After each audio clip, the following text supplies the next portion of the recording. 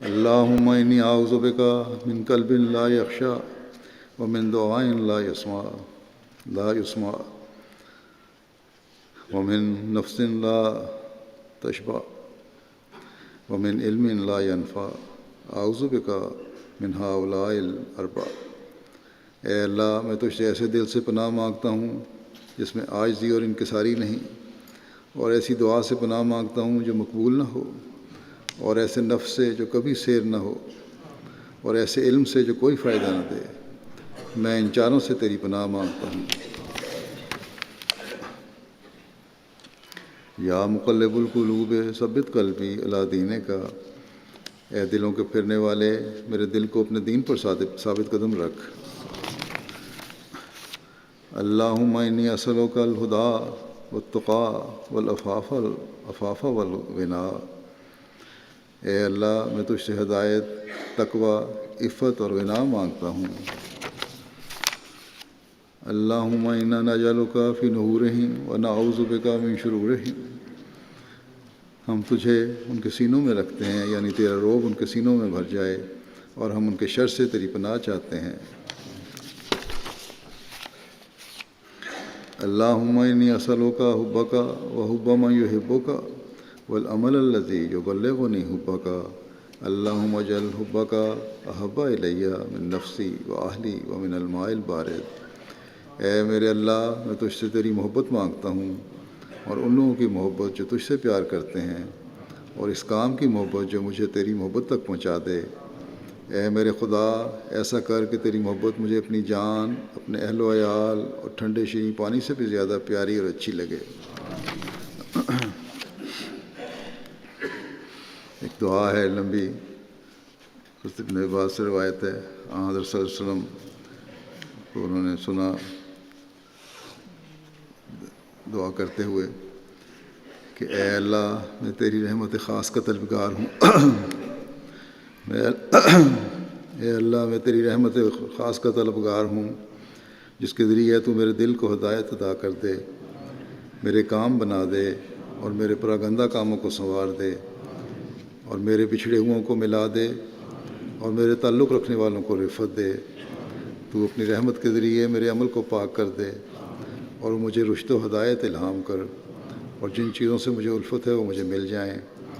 ہاں ایسی رحمت خاص جو مجھے ہر برائی سے بچا لے، اور اے اللہ مجھے ایسا دائمی ایمان و اقان بھی نصیب فرما جس کے بعد کفر نہیں ہوتا۔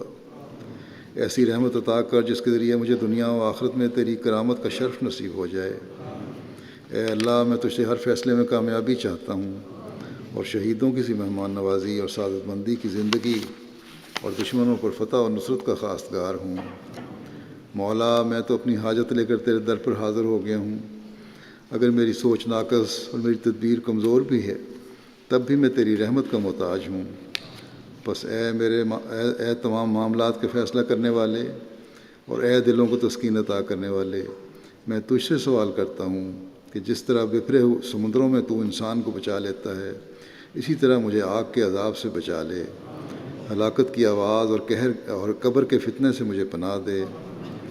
اور میرے مولا جس دعا سے میری سوچ کوتاہ ہے، اور جس امر کے لیے میں نے دستے سوال دراز نہیں کیا، ہاں وہ خیر اور وہ بھلائی جس کی میں نیت بھی نہیں باندھ سکا، مگر تو نے اپنی مخلوق میں سے کسی کے ساتھ اس خیر کا وعدہ کر رکھا ہے، یا اپنے بندوں میں سے کسی کو تو وہ خیر عطا کرنے والا ہے، تو ایسی ہر خیر کے لیے میں رغبت رکھتا ہوں۔